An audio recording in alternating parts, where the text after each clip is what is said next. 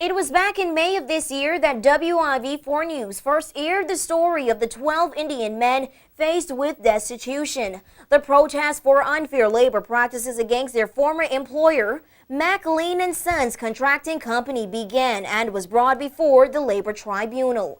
This labor hearing was dubbed one of the major cases in the TCI back in mid-August by head of Providenciales Labor Tribunal, Arthur Forbes.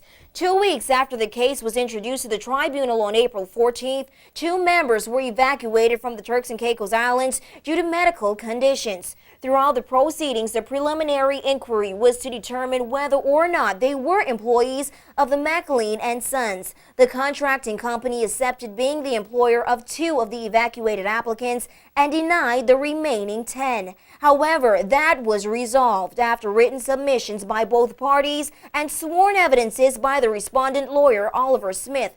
It was ruled that all workers were employed by McLean & Sons, and some were even employed as early as April of 2007. The workers complained of unpaid remuneration that McLean & Son failed to pay at all for the year 2008.